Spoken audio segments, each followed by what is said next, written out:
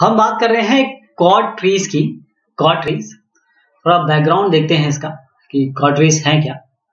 जब रेवोल्यूशन हुआ consumer 3D graphic card का, पहले क्या होता था कि आपके जो सिस्टम थे उसमें जो आपका प्रोसेसर है वही आपके ग्राफिक्स का काम भी करता था, उसमें भी ग्राफिक्स होता था। लेकिन अब क्या हुआ है कि आपके ग्राफिक कार्ड अलग से लगने लगे हैं, तो 3D गेम्स का बूम हो गया।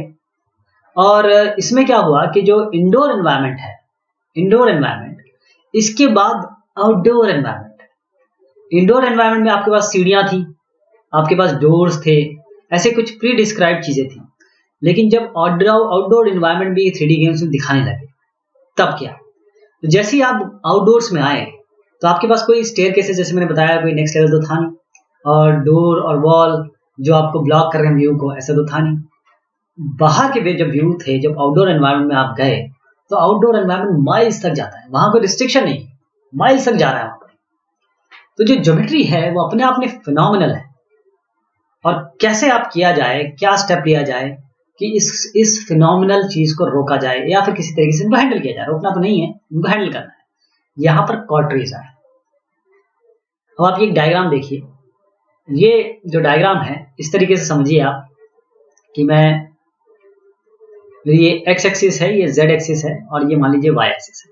तो इस एक्स जेड पे इसको दिखाया जा रहा है, एक्स जेड प्लेन है। ये जो डायग्राम देख रहे हैं ये टॉप डाउन व्यू है 3D टेरेन का, क्योंकि अब जब हम बाहर आ चुके हैं, अब घर में नहीं है, आप अब एक्चुअल टेरेन पे वर्ल्ड के जो भी आपको दिखता है अपनी आंखों से, जब बाहर निकलते हैं तो उस टेरेन की बात हो रही है। तो इस टेरेन में आप जो ग्रिड दिख रहा है वो एग्जैक्ट एक्सिस में है, और जो हाइट है, जो एक्चुअल हाइट है, वो विजिबल है, विजिबल नहीं है। लेकिन हम वी आर लुकिंग डाउनवर्ड्स, ये वाई एक्सिस से नीचे देख रहे हैं। यहाँ पर हम ऊपर, हमारी आंखें यहाँ पर है, और यहाँ से हम नीचे देख रहे हैं, ये हमारी आंखें।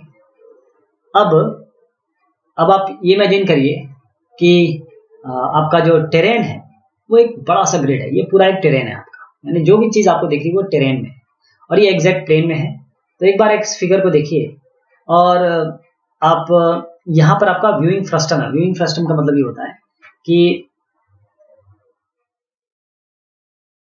ये आपका व्यूइंग फ्रस्टम है। व्यूइंग फ्रस्टम का मतलब होता है यहाँ से यहाँ की चीज दिखाई देगी। इसे हम नियर कहते हैं, इसे हम फार, ये फार रेंज है और ये नियर रेंज है। तो आप जब एक फिक्स कर देंगे नियर रेंज और फास्ट रेंज, तो आप पता करेंगे कि यहाँ से यहाँ तक हमें देखना है, यहाँ से यहाँ तक आपको देखना है, इधर से लेकर इधर तक। तो अब इसमें व्यूइंग फ्रस्टम जो आप ब्लू सा देख रहे हैं, ये कितने सेल तक आपका इंटीग्रेट हो रहा है, कितने सेल इसमें आ रहे हैं। और किसी ऑप्टिमाइजेशन से पहले देखें कि कैसे हम इसको बनाएंगे, उसका तरीका क्या है। तो उसके लिए हम क्या लिखेंगे, एक काउंटर लेंगे, काउंटर इक्वल टू 0, फिर काउंटर लेंगे नंबर ऑफ सेल्स, कितने नंबर ऑफ सेल्स हैं यहाँ पे, ये हम देखें, मान लीजिए 256 हमारे पास सेल्स हैं यहाँ पे।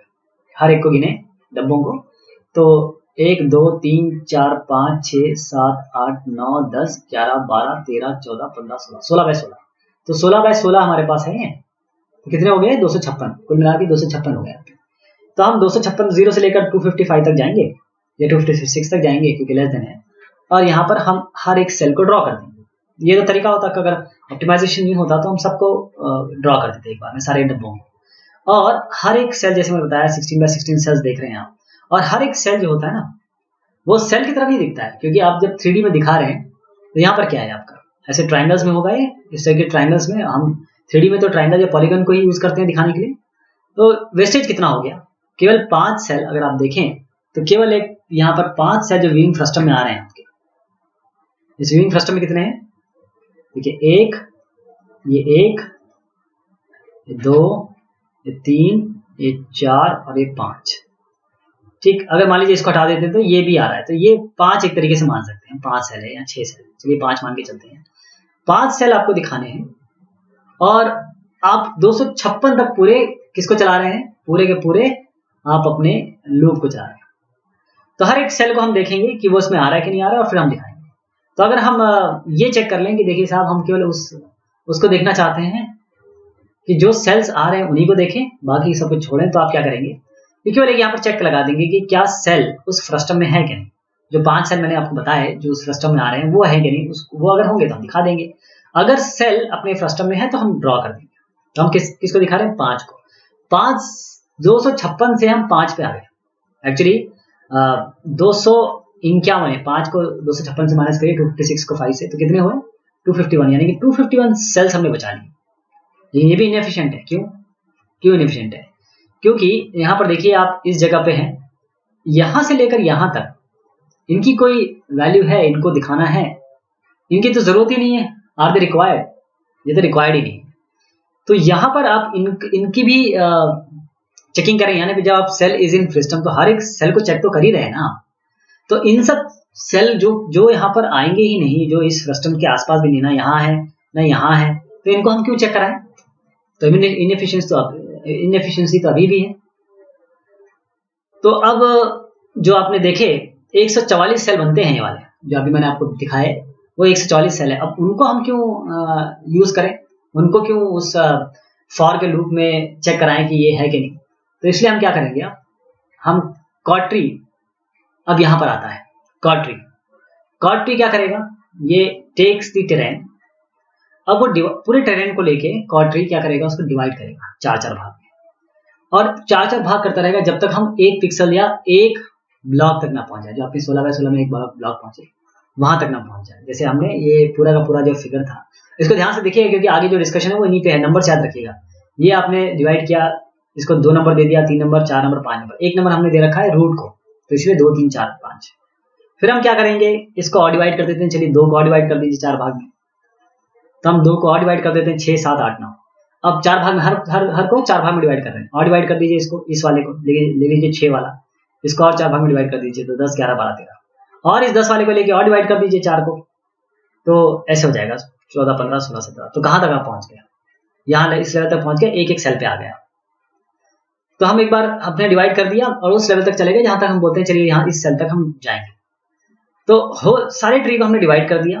तो हमने एक तरीके से कैसे किया, एक मेन लिया और उसके बाद रूट लिया, उसके बाद हम डिवाइड करते चले गए। कब स्टॉप करेंगे ये आपके ऊपर है, जब तक आप एक सेल जिसको आप रिप्रेजेंट करना चाहते हैं वहां तक आप हो गए। ये टेसलेशन पे होता है, इसे टेसलेशन कहते हैं। जितने नंबर ऑफ ट्राइंगल्स आप रिप्रेजेंट करना चाहते हैं उसे हम वहां तक रोक देंगे। तो हर एक सब डिविजन जैसे हम नोड कह रहे हैं उसका एक क्या है, एक पेरेंट है, और हर एक पेरेंट के कितने चिल्ड्रन है, 4 चिल्ड्रन। एक्सेप्शन इसके लीव्स हैं, जो आखिरी में जो लीव्स होंगी वो सब डिवाइड नहीं होंगी, क्योंकि वो तो ऑलरेडी सब डिवाइड होके ही आप पहुंचे। जो लीव एक ऐसा सब डिविजन है जहां पर और आप सब डिविजन नहीं करेंगे, मतलब 4 बाय 4 करते चले जा रहे हैं ना, वहां तक नहीं करेंगे। रूट जिसका कोई भी पेरेंट नहीं होता है, लेकिन उसके 4 चिल्ड्रन होंगे, और ये जो 4 लोग हैं इसको इस तरीके से समझ लीजिए कि एक आपके पास मेन है, और आपने जैसे कहते हैं ना कि आपने देखा होगा कई मैसेजेस आते हैं, कई आपके पास व्हाट्सएप आता है कि ये इस मैसेज को 10 लोगों को भेजो तो फिर आपकी बरकत होगी, आपके ऊपर भगवान की कृपा रहेगी, ये कुछ ऐसे मैसेज आते हैं। तो एक आदमी को आपने भेजा, एक आदमी ने 4 लोगों को भेज दिया कि देखिए इसके आगे 4 को बढ़ाओ। तो उन 4 ने क्या किया, डर के कारण कह रहे भगवान जी कोई हम पे इफेक्ट ना कर दें, या फिर कोई ऊपर से कोई हम पे इफेक्ट ना कर दें, हम क्या करेंगे, 4 लोग बाकी 4 को भेज, मतलब एक आदमी 4 को भेजा, उसमें जो 4 हुए हर एक आदमी ने और 4 को भेज दिया, यानी कि एक ये था, इन्होंने 4 को भेजा, फिर इन्होंने फिर 4 को भेज दिया, ऐसे करके हमने कर दिया ताकि बरकत रहे, कोई दिक्कत ना आए लाइफ में। अब हम दोबारा उस फिगर को देखें तो इस तरीके से हमने सब डिवाइड किया है, बार बार डिवाइड करते चले गए, और ये सब मैं नंबर वो बता रहा हूँ जो हमने ऑलरेडी देख चुके हैं। तो हम इस तरीके से डिवाइड करते चले जा रहे हैं, कहां तक, जिस लेवल तक हम चाहते हैं कि हमें डिवाइड होना है। अब समझिए थोड़ा सा कि अब क्या होने वाला है। हम क्या करेंगे कि अपने जो हमने बॉक्स या फिर हमने जो टेरेन बनाई है इसको हम कुछ वैल्यूज देते हैं, यानी हम जानते हैं 16 बाय 16 है, तो क्यों ना इनको वैल्यू दी जाए, तो अब इनको वैल्यू देते हैं। अब इस तरीके से देखिए क्या किया हमने, ये 0 0 0 है, ये 16 0 16 है, क्योंकि मैंने कहा ये एक्स जेड प्लेन दिखा रहे हैं, वाई प्लेन नहीं दिखा रहे हैं, वाई प्लेन से हम देख रहे हैं। तो अगर ऊपर से देखें तो 0 0 0 16 0 16, अगर 3D में देखें तो ये 16 16 16 हो जाएगा, लेकिन हम 2D की बात कर रहे हैं। टेरेन हम एक्चुअली में 3D में होता है, लेकिन लेट्स बिलीव दैट 16 0 16 है। जब हम एलिवेशन वैल्यू आएगी तो अपने आप दे देंगे, अभी हम केवल टेरेन को रिप्रेजेंट करना चाहते हैं। तो 0 0 0 हुआ, ये 16 0 16 हुआ। अब इसके हिसाब से आप बिल्कुल अच्छी तरीके से कार्टेशियन जो आपका मेथड है उस हिसाब से आप बता सकते हैं, आराम से समझ सकते हैं कि ये 16 0 0 होगा, ये 0 0 16 होगा। लेट अस डिवाइड, अब हम 4 भाग में डिवाइड कर देते हैं इसको। तो ये 8 0 0 हो जाएगा, ये 0 0 8 हो जाएगा, और ये 16 0 8 हो जाएगा, ये 8 0 8 हो जाएगा। तो 4 भाग में डिवाइड कर दिए। तो पहला टेस्ट लेते हैं, अब हम इस पे आ चुके हैं पहला टेस्ट। पहला टेस्ट क्या है, क्या हमारे जो 5 पिक्सल की हम बात कर रहे हैं, हम स्टार्ट करते हैं रूट से। तो ये जो कैमरा है, क्या हमारी इस रूट बॉन्डिंग कोऑर्डिनेट्स में, ध्यान दीजिएगा, ये जो कॉर्ड ट्री होता है उसके पास रूट बॉन्डिंग कोऑर्डिनेट्स होते हैं। क्या होते हैं? Root bonding coordinates. तो अब हम आते हैं, बोलें कि क्या हम हमारे 2 के बॉन्डिंग कोऑर्डिनेट 000, 8000, 800, 008 और 808, क्या उसमें ये आता है? नहीं आता है, तो हम इसको छोड़ देंगे, हम इसको हटा देंगे। तो इसके और इसके सारे सब जितने भी चिल्ड्रंस होंगे सबको हटा देंगे, क्योंकि जब इसमें है ही नहीं तो इसके चिल्ड्रन में नहीं है। तो यहाँ से हमने हटा दिया, कितना फायदा हो गया। देखिए आप, ये 8 बाय 8 यानी कि हमें 64 सेल्स हमने वैसे ही छोड़ दिए। टेस्ट 2 में आते हैं। अब यहाँ पर आए हम, अब हमने वी हैव रिमूव नोड 2। अब अगला सवाल है, क्या ये 3 में आता है? इसकी बॉन्डिंग बॉक्स में आ रहा है ये कैमरा? नहीं आ रहा, इसको भी हटा दीजिए, इसके चिल्ड्रन भी हटा दीजिए, इन दोनों को हटा दिया गया है। अब टेस्ट 3 में आते हैं। हम बोलते हैं कि क्या कैमरा इसमें आ रहा है? 4 में। और क्योंकि बॉन्डिंग हमारे पास ज्योमेट्री है, बॉन्डिंग बॉक्स है, बॉन्डिंग कोऑर्डिनेट्स है, क्योंकि हम तो कोऑर्डिनेट से पता कर रहे हैं वो है कि नहीं, तो उससे क्या करेंगे हम बोलेंगे नहीं साहब यहाँ नहीं आ रहा है, इसको भी हटा दीजिए, तीसरे को भी हटा दीजिए, ये भी हटा दीजिए। अब यहाँ पे आइए इस जगह पे। अब इसमें क्या है, हम बोल सकते हैं इसमें है कि नहीं, तो इसमें तो है, इसके अंदर है, लेकिन इसमें भी 4 भाग हो सकते हैं, जैसे कि A B C D। तो हम टेस्ट 4 में आते हैं, हम बोलते हैं कि अरे ये किस भाग में आता है, तो इसको फिर से डिवाइड करेंगे 4 भाग में। तो ABCD में कहीं भी आ सकता है। अब इसके लिए फिर चेक करेंगे, क्या A में है, B में है, C में है, D में है। ABC में नहीं है तो ABC को हटा दीजिए, पहले A को हटा देते हैं। फिर B में देखा, B में भी नहीं है तो B वाले को भी हटा दीजिए। A को हटा दिया, B को हटा दिया, फिर C में देखिए, C में है, C में भी नहीं है तो इसको भी हटा दीजिए, क्योंकि हमें पता है कि ये यहाँ पर आ रहा है, क्योंकि हम केवल उसको चेक करें बाउंड्री से, बाउंड्री में कहाँ पर है। बाउंड्री में देखा कि यहाँ पर है तो केवल यहीं पर मिला। अब हमने क्या किया कि हाँ साहब यहाँ पर है, ठीक है। तो यहाँ पर हमने कितने टेस्ट कर लिए? 7। अब इसके बाद और भी भाग डिवाइड करने पड़ेंगे आपको, और मैं आपको बताऊं, ये 7 टेस्ट करने के बाद आपको 16 और टेस्ट करने पड़ेंगे, केवल इतने के लिए कि इन 5 सेल्स को आप विजिबल दिखा सकें। तो कुल मिला के कितने हो गए? ये आपके लिए एक्सरसाइज है। देखिए कि ये केवल 7 में यहाँ आ गए, 16 और कैसे टेस्ट लग जाएंगे। लेकिन मैं आपको कहता हूँ कि आप 16 टेस्ट आपको और लगेंगे, 7 + 16 आपके 23 हो गए। तो हम कहा 256 टेस्ट जो हमने फॉर का लूप एक दिखाया था आपको, और कहा 256 से आप 23 पे आ गए, ओनली 23। 22 वैसे रियली में 22 है, क्योंकि आपका जो रूट है उसको तो हम टेस्ट नहीं करते, वो तो वहां से शुरुआत होगा। तो इसको देखें हम, 11.6% आपने केवल काम किया, इतनी ही जरूरत थी।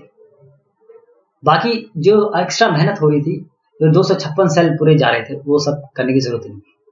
तो कॉर्ड ट्री ने एक मेजॉरिटी 11.6 को आप 100 से माइनस कर दीजिए, आपको जितना परसेंट मिलेगा उतना हमने टेरेन हटा ही दिया। ओके, ये हमने बात की कि किस तरीके से हम एक कॉर्ड ट्री के हिसाब से अपनी चीजों को, अपने टेरेन को रिप्रेजेंट कर सकते हैं और दिखा सकते हैं। और इसकी फाइनल प्रोग्रामिंग भी आप कर सकते हैं कि आप कॉर्ड ट्री का नोड बनाएंगे, कॉर्ड ट्री को रिप्रेजेंट करेंगे, 4 भाग में डिवाइड करेंगे, तो उसके लिए आप अलग से एक नोड लिस्ट लेंगे, और वो नोड जो होगा वो सिंपल एक एरे होगा पॉइंटर से, और वो पॉइंटर आपको बताएगा कौन सी चीज कहाँ है। तो इतना आसान हो गया कि रिप्रेजेंटेशन से आप किसी भी रीजन को, किसी भी एरिया को दिखा सकते हैं, नहीं दिखा सकते हैं, लेवल ऑफ डिटेल डिजाइन कर सकते हैं। बहुत शुक्रिया, बहुत मेहरबानी आप सभी की।